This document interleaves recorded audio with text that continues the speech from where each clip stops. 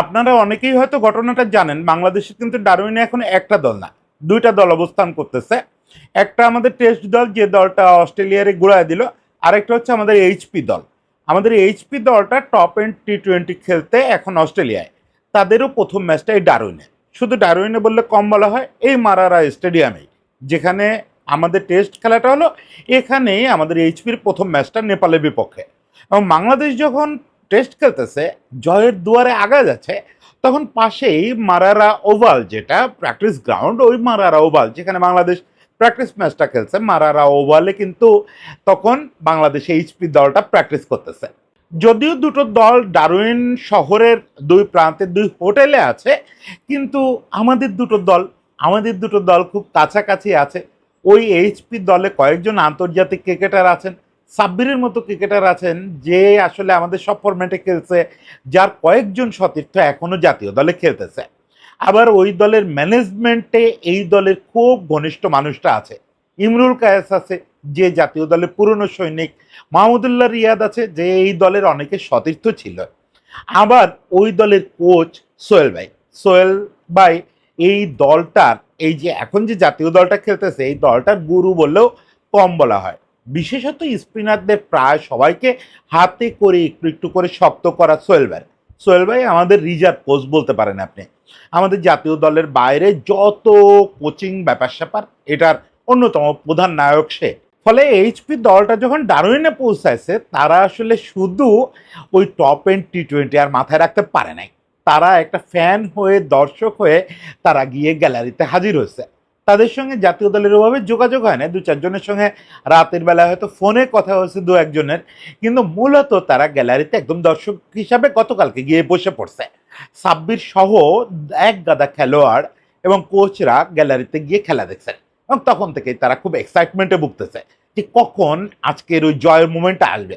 আজকে সকালে যখন ওরা অল আউট হয়ে গেল, তখন আমাদের এইচপি টিম হোটেল থেকে বেরোয় নাই। হোটেল থেকে বেরোবে বেরোবে করতেছে, তখনই শুনে অল আউট হয়ে গেছে। সেই সময় তারা তড়িঘড়ি করে, তাদের ট্রেনিং আরও একটু পরে শুরু, তড়িঘড়ি করে হোটেল থেকে মিনিট পাঁচেকের দূরত্ব ওই ইয়েটা, স্টেডিয়ামটা, ওরা তড়িঘড়ি করে স্টেডিয়ামে পৌঁছাইছে। জয়ের মুহূর্তে থাকতে হবে, সেই উল্লাস নিয়েই তারা শেষ পর্যন্ত নিজেদের প্র্যাকটিসে গেছে। এই যে উল্লাসটা, এই যে কাছে থেকে বড়দের জয়টা দেখা বা সতীর্থদের এত বড় একটা কীর্তি দেখা, এটা কি শুধু গৌরবান্বিত করতেছে এদের, বা এইটুকুই শুধু গৌরব? না, এই জায়গাটা আমি সোহেল ভাইয়ের সঙ্গে কথা বলতেছিলাম। সোহেল ভাই একটা দারুণ কথা বললেন।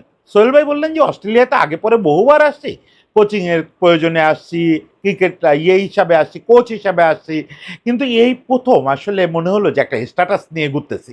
সেটা কেমন? সোহেল ভাই বললেন যে গত পরশুদিন যখন এয়ারপোর্টে নামছি, নামার পরে আমাদের পরনে তো বিসিবির টি শার্ট, বিসিবির পোলো সবার।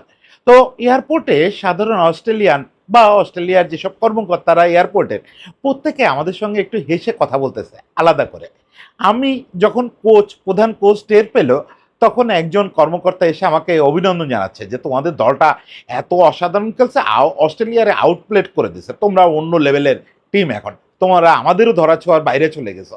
এই যে আমাদের স্ট্যাটাস আপ করা, এখন বাংলাদেশের টি শার্ট পরে অস্ট্রেলিয়া গোড়া, একটা অন্যরকম ফিল। বসুন্ধরা এম ব্লকে ৪ কাঠা জমির উপর নির্মাণাধীন দক্ষিণমুখী ৮তলা আধুনিক ভবন।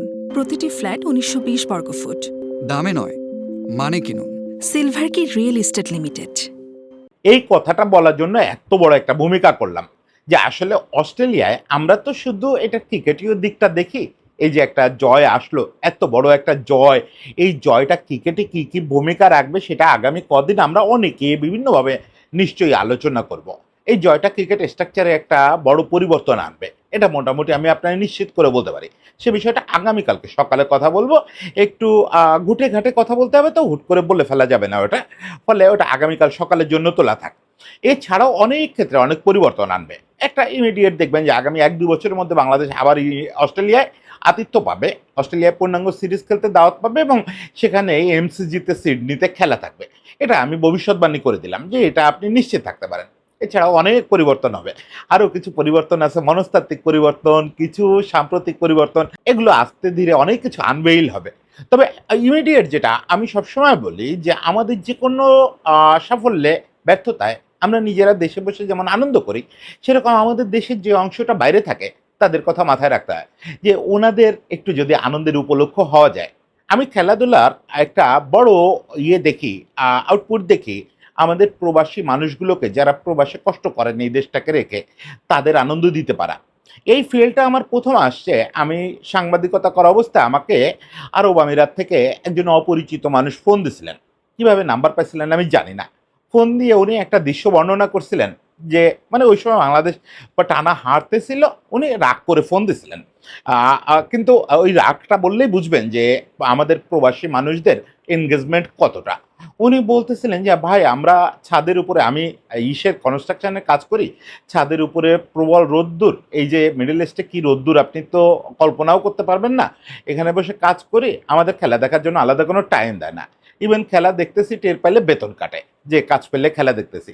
আমরা কি করি, ছাদের উপরে এক পাশে বাঙালিরা চেষ্টা করি এক সাইডে কাজ করার, মোবাইলে একজনের মোবাইলে খেলা চালায়, ওই খেলাটা চলতে থাকে, আমরা কাজের ফাঁকে ফাঁকে মূলত খেলার দিকেই তাকায় থাকি।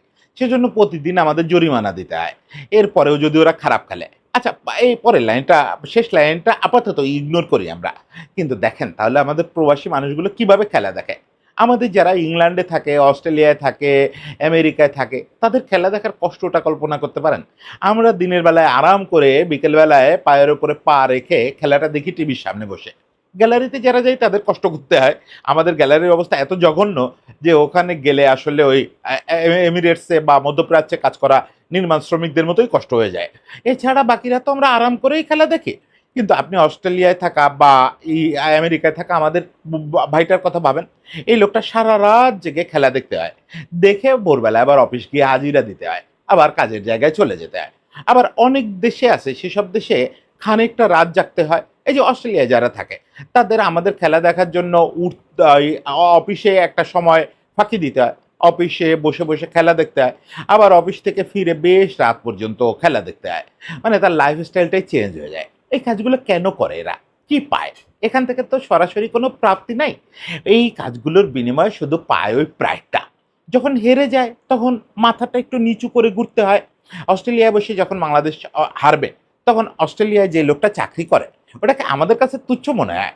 কিন্তু ওই যে সকালবেলায় হারের খবর নিয়ে অফিসে ঢোকা, ওই সময় যে ছোট্ট দু একটা টোন হবে, ওটা যে কি বিভৎস গায়ে লাগে, চামড়া পুড়ে যেতে থাকে। ওই লোকটার তো ওই অবস্থার মধ্যে বাঁচতে হয়। ওকে, সে যদি এগুলোর মধ্যে না জড়াতো, তার কলিগরা যদি জানতো সে ক্রিকেটের পাত্তা দেয় না, তাহলে কিন্তু তার এটা সহ্য করতে হতো না। কিন্তু তারপরেও সে এড়াতে পারে না, সে ওই খেলাটা দেখতে থাকে। বিনিময়ে পায় হচ্ছে এই গর্বটা, এই যে স্ট্যাটাস বেড়ে যাওয়াটা। আমার ওখানে একটা বন্ধু আছে, ও বলতেছিল যে গত দুদিন ধরে অস্ট্রেলিয়ানদের আমাদের সঙ্গে ক্রিকেট নিয়ে আলাপের ভঙ্গিটাই চেঞ্জ হয়ে গেছে। আগে কথা বলতো ছোট ভাই এরকম একটা বাপ, এখানে দুদিন খেলা যাওয়ার পরে একটা কোনোভাবে আমাদের খুদ খুঁজে বের করবে, এরকম একটা অবস্থা। ডারউইনে খুব গরম, আমাদের ছেলেরা ঠিক মতো খেলতে পারতেছে না, আর তোমরা তো আননোন ক্রিকেটার নিয়ে আসছো, আমাদের ক্রিকেটাররা চিনতে পারতেছে না। ওই দুদিন অজুহাত দেওয়ার চেষ্টা করছে, এরপরে তারা রেসপেক্ট দিচ্ছে। তারা এমন একটা ফিল করতেছে যেন ইন্ডিয়া দলের সঙ্গে খেলা হচ্ছে বা ইংল্যান্ডের সঙ্গে খেলা হচ্ছে। ওই রেসপেক্টটা কিন্তু শুধু টিম পাচ্ছে না, ওই প্রবাসীরাও পাচ্ছেন। আমি আমার কর্ম অভিজ্ঞতা থেকে জানি, প্রেস বক্সে এই অস্ট্রেলিয়ান এবং ইংলিশ জার্নালিস্টরা, ওদের নাক প্রায় 1.5-2 বিঘে উঁচু থাকে। ওরা মানে এমনিতে প্রেস বক্সে আমরা যে স্বাভাবিক জীবন আচরণ করি সেটা আইডিয়াল না। একটু হইচই করি, আমাদের একটা পক্ষে একটা কিছু একটা 4-6 হলে বা প্রতিপক্ষের একটা উইকেট গেলে একটু হাতে তালি দেয়, খুব যে চিল্লাপাল্লা করি তা তো না। কিন্তু ওটুকু তো করতে হয়। মানুষ তো শেষ পর্যন্ত যতই সাংবাদিক হোক, বাংলাদেশের একটা ছেলে সেঞ্চুরি করলো একটু হাততালি দিবে না? ওরা খুব রিয়াক্ট করে, সঙ্গে সঙ্গে প্রেস বক্সে ইনচার্জকে ডেকে বসে, এই এরা শব্দ করতেছে, আমি কাজ করতে পারতেছি না। নাকটা খুব উঁচু, এবং শোনায় আজে বাজে কথা বলে যে এদের নিজেদেরও ক্রিকেট কালচার নাই, এদের সাংবাদিকদেরও ক্রিকেট কালচার নাই। ভাই এসব কথা বহুবার শুনছি এই অস্ট্রেলিয়ানদের মুখে। সেই অস্ট্রেলিয়ানদের দেখেন, জার্নালিস্টদেরও মুখের উপরে একটু ওই যে জোকের উপরে লবণ দিলে যেরকম হয় ওরকম হয়েছে। তারাও কত ভদ্রভাবে পেশ হচ্ছে, কত ভদ্রভাবে আচরণ করতেছে। তারা এখন বাংলাদেশি ক্রিকেটারদের ইন্টারভিউ নেওয়ার জন্য দৌড়াদৌড়ি করতেছে। তারা বাংলাদেশি জার্নালিস্টদের কাছে হেল্প চাচ্ছে যে আমার একটু অমুকের সঙ্গে যোগাযোগ করায় দাও তো। এই পৃথিবীর রিয়েলিটি আসলে এরকমই। এই পৃথিবী আসলে শুধু বিজয়ীরাই পূজা করে, আর কাউরে না। পরাজিতের নাম মানুষ ভুলেই যায়। পরাজিত সে যতই যোগ্য হোক, তার নাম এই ইতিহাসে লেখা থাকে না এবং তাকে কেউ রেসপেক্টও করতে চায় না। এটা পৃথিবীর একটা নিষ্ঠুর আচরণ। এটা অবশ্যই হওয়া উচিত না। যখন কেউ বলে যে ভাই যোগ্যতাটা তো পারফর্ম দিয়ে ওই সম্মানটা আদায় করতে হবে, তখন আমি বুঝি যে মানুষ মানুষকে তার মানে সম্মান করতে রাজি না। আমরা তো টেস্ট প্লেয়িং নেশন। এই যে সম্মানটা আমাদের প্রাপ্য সেটা তো এমনিতেই দিতে হবে। কিন্তু কি করা যাবে? এই পৃথিবী চায় যে আগে মাঠে জবাব দাও, তারপরে তোমারে সম্মান দিব। ওই যে আজকে সকালে যখন রেগে মেগে কনটেন্টটা করছি, ওখানে একজন বাংলাদেশী কমেন্ট করছেন যে, "এত রেগে মেগে করেন কেন? এত সহিংসভাবে বলেন কেন?" সত্যিই তো এত সহিংসভাবে বলার দরকার হতো না তো। যদি ২৬ বছরে আমরা ঠিকমতো সম্মান পেতাম এইসব অভিজাত দেশগুলোর কাছ থেকে, ইংল্যান্ড আজকে আমাদের প্রায় ২০ বছর ১৬ বছর তাদের দেশে একটা সিরিজ খেলতে দেয় না। আজকে ইন্ডিয়া এতগুলো বছর ধরে টালবাহানা করতেছে বাংলাদেশে এই আজকে খেলতে যাই, কালকে খেলতে যাই। পাকিস্তান ইদানিং যেহেতু তাদেরও ওরকম একঘেয়ে হয়ে যেতে হয়েছে, তারা ইদানিং আমাদেরকে রেগুলার ডাকেও নিজেরাও আসে। এছাড়া কে? আমাদের বন্ধু শুধু জিম্বাবুয়ে, শ্রীলঙ্কা। এছাড়া কেউ তো আমাদের নিউজিল্যান্ড বড় দেশগুলোর মধ্যে এটা অবশ্যই স্বীকার করতে হবে। নিউজিল্যান্ড আমাদের প্রতিনিয়ত বাইল্যাটারাল সিরিজ দিচ্ছে, নিজেরা আসতেছে এবং আমাদের ডাকতেছে। এরা কিন্তু আমাদের পুরনো বন্ধু। এছাড়া একটা অভিজাত দেশ আমাদের ঠিকমতো পাওনা সিরিজগুলো দেয় না। এফটিপিতে থাকে ওটাও কোনো অজুহাতে বাতিল করে দেয়। যদি বা ডাকে জঙ্গলে খেলতে পাঠায়। এই সম্মানটুকু না পেলে রাগটা তো আসে যে ভাই আমি তো টেস্ট প্লেয়িং নেশন। যদি পছন্দ না হয় তোমরা ভোট দিয়ে আমাদের টেস্ট প্লেয়িং ইয়েটা বাতিল করে দাও। আমাদের টেস্ট স্ট্যাটাস বাতিল করে দাও। তাও এই অসম্মানটা করে না। তখন এই রাগটা আসে। তখন বুঝি যে মানুষ আসলে মানুষ বলে কাউকে মর্যাদা দিতে চায় না। মর্যাদা ওই প্রতিশোধ নিলে তখন দিতে চায়। ওই জন্যই হিংস্রতার কথাটা আসে যে এইবার পাইছি। এইবার আমি বোধহয় মর্যাদার জায়গায় গেছি। সেই জন্যই আমরা এরকম চিল্লাপাল্লা করি। আজকে যখন ডারউইনে আমরা ওদের থ্রাশ করে দিলাম, তখন সোহেল ভাইরা ওই সম্মানটা পায় এয়ারপোর্টে।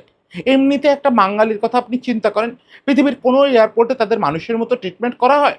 আপনি বলবেন যে এর জন্য বাঙালিরাই দায়ী। কয়জনে দায়ী? কয়টা লোক দায়ী? সারা পৃথিবীতে বাংলাদেশি পাসপোর্ট দেখলে আমি বিদেশে যাই নাই কোথাও, শ্রীলঙ্কায় ছাড়া কোথাও যাই নাই।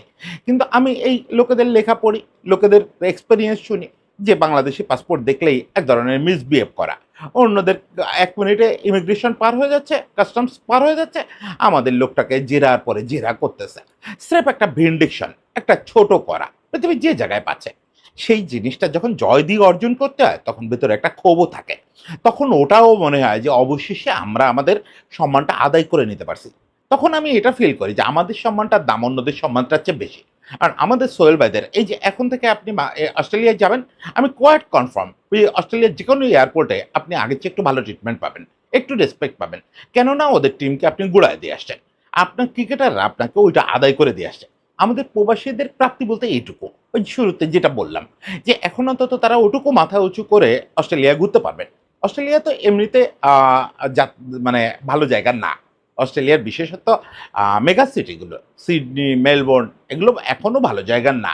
আ উম আ ব শব্দগুলো না বলে প্রচণ্ড দাঙ্গা, সহিংসতা এগুলোর খবর তো মাঝে, মাঝেই পান এবং সোশ্যালি খুবই সেপারেটেড একটা জায়গা।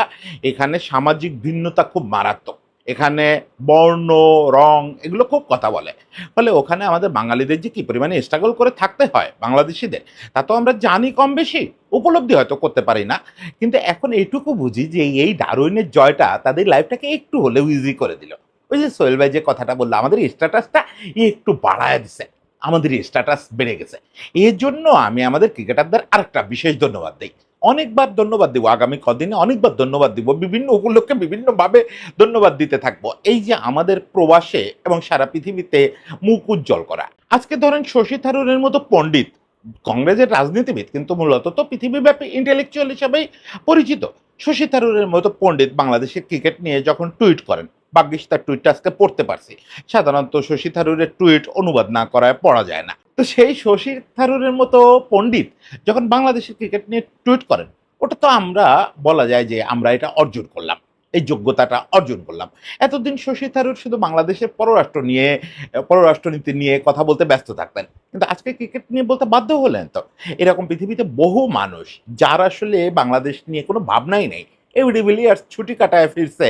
সে টুইট করে যে ছুটি থেকে এসেই আমাকে কাজে বসে যেতে হলো, বাংলাদেশ এটা করতে বাধ্য করলো। সবাই, শুধু অস্ট্রেলিয়ান লিজেন্ডরা বা ইয়েরা না, ডিভিলিয়ার্সের মতো সাউথ আফ্রিকানও যেমন এটা নিয়ে ব্যস্ত, মাইকেল ভনের মতো ইংলিশও সে এটা নিয়ে ব্যস্ত। পাকিস্তানিরা তো সম্ভবত তাদের এই মুহূর্তে দিন দুনিয়া আর কোনো ব্যস্ততা নেই। কামরান আকমল থেকে শুরু করে বাসিত আলী সবাই সমানে ইউটিউবিং করতেছে। আমরা আর কতগুলো করে কন্টেন্ট করতেছি, তার চেয়ে বেশি কামরান আকমল আর বাসিত আলী করতেছে। দ্যাটস ফাইন, দ্যাটস ফাইন, ওরা এই অ্যাপ্রিসিয়েটটা করতেছে। সারা পৃথিবী এই যে 4 দিন ধরে বাংলাদেশের ক্রিকেটটাকে সেলিব্রেট করছে। এই জিনিসটা তো আমরা অর্জন করলাম। কে অর্জন করে দিল? আমাদের এই ক্রিকেটাররা অর্জন করে দিল।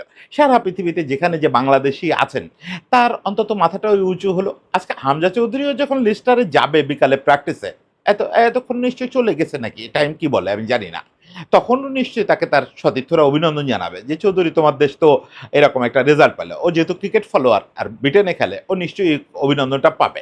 এটাই আমাদের প্রাপ্তি। শেষ পর্যন্ত স্পোর্টসের কাজ এটাই। স্পোর্টসকে আমরা যে বলি যে রাষ্ট্রের দূত হিসাবে রোল প্লে করে, খেলাধুলা যে একটা ক্রীড়াবিদরা যে রাষ্ট্রদূত, এই জিনিসটা এইভাবে আসলে প্রমাণ হয়। এই জয়টা শেষ পর্যন্ত তাই ক্রিকেটের চেয়ে অনেক বড় অর্থ নিয়ে আমাদের কাছে আসে। সেই জন্য অনেক ধন্যবাদ ক্রিকেটারদের।